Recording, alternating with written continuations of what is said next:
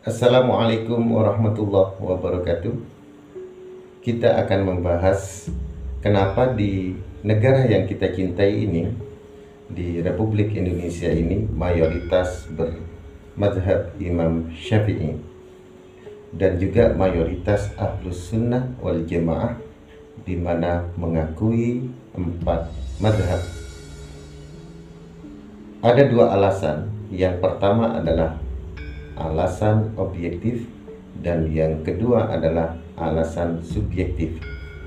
Alasan objektif adalah karena pendapat dari beberapa imam ini telah terbukukan sehingga dapat dipertanggungjawabkan. Selanjutnya adalah pendapat daripada beberapa imam ini adalah pendapat yang berdasarkan kepada istimbat hukum yang dipandang adalah pendapat yang terbaik yang bisa diterima oleh para alim ulama dan kemudian disebarkan kepada masyarakat di Nusantara ini. Alasan yang kedua adalah alasan subjektif. Kenapa? Karena Imam Syafi'i merupakan leluhur daripada Wali Songo. Sekali lagi, karena Imam Syafi'i adalah leluhur daripada Wali Songo, sehingga wajar ketika keturunannya kemudian bermadhab kepada leluhurnya. Siapakah beliau Imam Syafi'i dan bagaimana jalurnya sehingga menurunkan Wali Songo? Imam Syafi'i radhiyallahu anhu mempunyai anak namanya Thahirah. Nah, dari Thahirah inilah beliau menurunkan para Wali Songo. Kita akan lihat manuskrip ini ya. Manuskrip ini adalah manuskrip salinan. Walaupun salinan, tetapi ini ditulis jauh sebelum Indonesia merdeka. Ini adalah salinan dari manuskrip sebelumnya. Saya sebut titik-titik.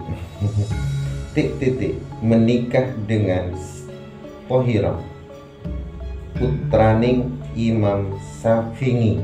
Syafi'i maksudnya. Imam Syafi'i putraning Syekh Idris.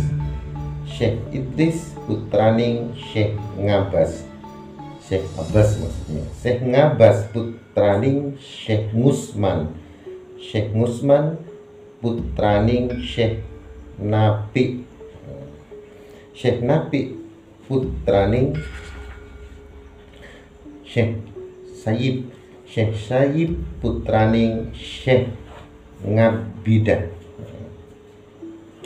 Syekh Ngabidah. Ngabidah ini makna kalau di ahli ibadah ya. Syekh Ngabidah putraning Syekh Yazid. Maksudnya Yazid ya. Kalau di tulisan manuskrip ini Syekh Yazid. Syekh Yazid putraning Syekh Hasim. Syekh Hasim putraning Sayyid Matlab. Sayyid Matlab putraning Ngabdul Manaf hing Makkah. Nah, itulah kemudian kenapa Wali Songo mengikuti madhab Imam Syafi'i, karena Imam Syafi'i adalah leluhur daripada Wali Songo.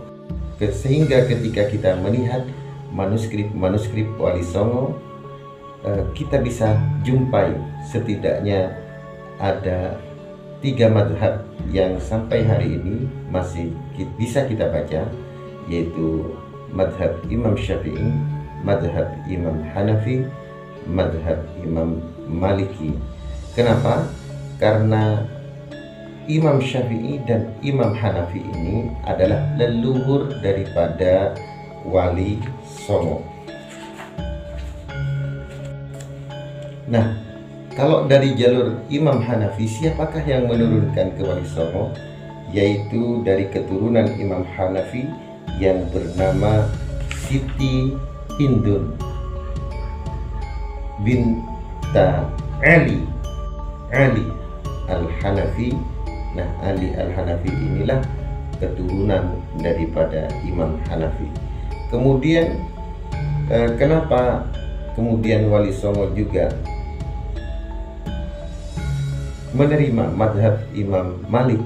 Karena Imam Malik adalah guru daripada leluhur Wali Songo, yaitu Imam Syafi'i. Begitu juga Wali Songo menerima mazhab Imam Ahmad bin Hambal. Kenapa? Karena Imam Ahmad bin Hambal adalah murid daripada Imam Syafi'i. Oleh sebab itu, 4 mazhab ini kemudian ada sebuah manuskrip daripada Wali Songo yang menuliskan tentang Madzhabul Arba'ah. Kapan-kapan insya Allah saya akan buka manuskrip Wali Songo tentang Madzhabul Arba'ah.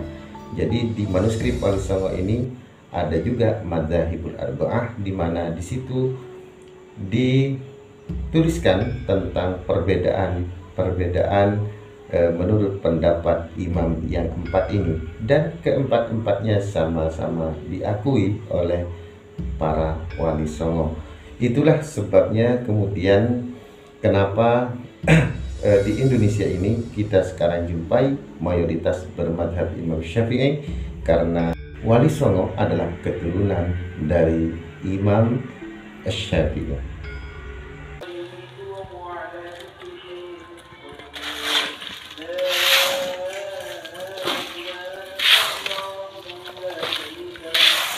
Pondok Pesantren Al-Ihsani membebaskan tanah sekarang 1.300 meter, dan sekarang kalau nggak salah sudah hampir 300-an meter gitu ya.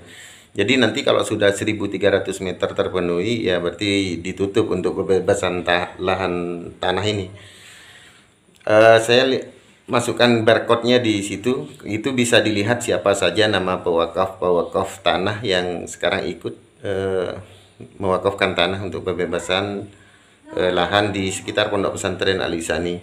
Saya ucapkan terima kasih, jazakumullah ahsanal jaza. Mudah-mudahan dipanjangkan umurnya, diberikan keluasan rezekinya, dipermudah segala usahanya, dikabulkan segala hajatnya, amin Allahumma amin. Kalau misalkan berkenan, bagaimana Pak? Ya, 1 meternya 120.000. Kalau misalkan mau wakaf 1 meter ya 120.000. Kalau 2 meter 240, kalau 3 meter 360, kalau 10 meter 1.200.000. Lumayan besar. Ya, silakan berapa meter kalau berkenan silakan. Apa namanya? Tinggal scan, itu bisa kelihatan siapa saja yang telah mewakafkan tanahnya, dan bisa terupdate begitu siapa sudah berapa gitu ya. Insya Allah nanti saya update terus kalau misalkan ada YouTube, karena ini berkaitan dengan uangnya orang banyak gitu ya, karena tanah yang dibeli semua di Al-Ihsani itu diwakafkan. Kalau mau ikut wakaf tanah bisa transfer ke rekening yayasan atau rekening pribadi saya ya. Saya tampilkan di layar itu, dan kalau misalkan nyumbang mohon dikonfirmasi ke saya, ke WA saya. Saya cantumkan di situ, karena untuk mengeluarkan sertifikat piagam wakafnya. Jazakumullah ahsanal jaza.